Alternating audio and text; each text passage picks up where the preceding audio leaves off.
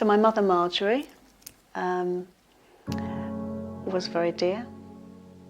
She had been living with advanced dementia for several years. We'd been preparing for Mum to die for a long time, and in some ways we had been hoping for it on her behalf, because living with Alzheimer's is horrendous. So the experience of accompanying my mother towards and through that process, you know, felt totally right and proper and normal. It was the first time that I'd been involved in sort of anything like organising a funeral for anybody. So to find out that you could actually be involved with preparing the body and caring for it was a total eye-opener to me. I did have fears and worries initially when I was asked if I wanted to get involved with that, because I wasn't sure at the time whether I wanted to be that intimately involved with my dead wife, let's face it. But the more I thought about it, I felt the need to do it and the desire to do it. And as soon as we began doing sort of everyday, fairly mundane things like washing Annie's hair and drying it, it became just a natural thing to do.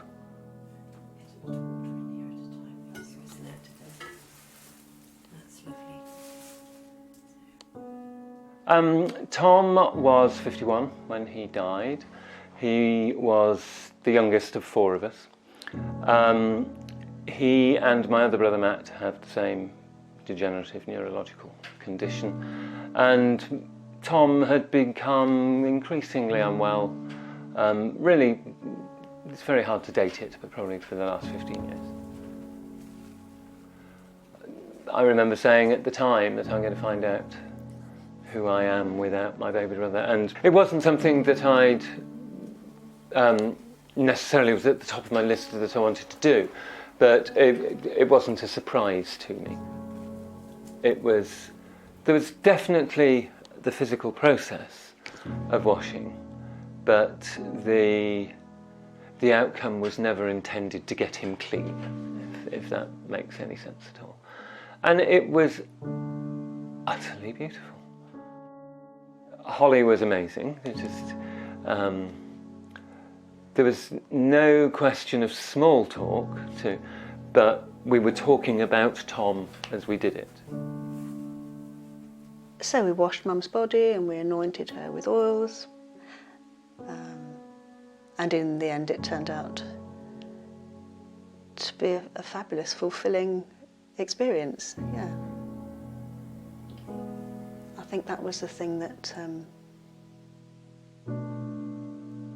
I loved, to have that opportunity as a thanksgiving for this body which has walked through life and loved and cared and created, and it was wonderful for me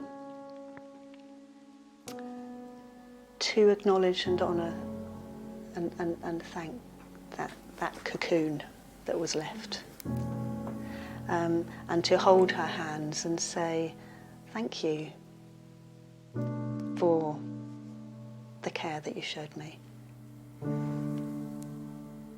When other people have died, you do sometimes 3 months later think you've seen them on the other side of the road. But if you've seen the body and you've touched them, that just never happens. Because I spent that time and did that stuff and did the washing and did the dressing, I've never once, when the phone's rung, thought, oh, that might be time. The way that you sometimes do when you lose somebody, or catch yourself thinking about him and then having to suddenly remember that he was dead.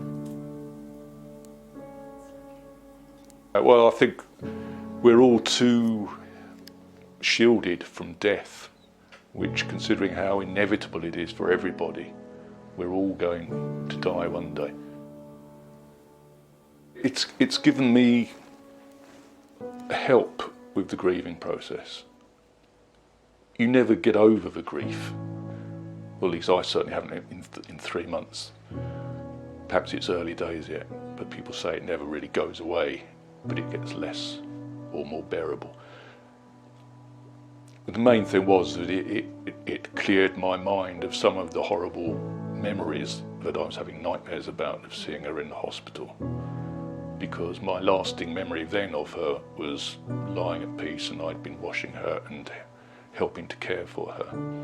And that is now my memory of her as, a passed away person, not the traumatic scene that I saw in the hospital.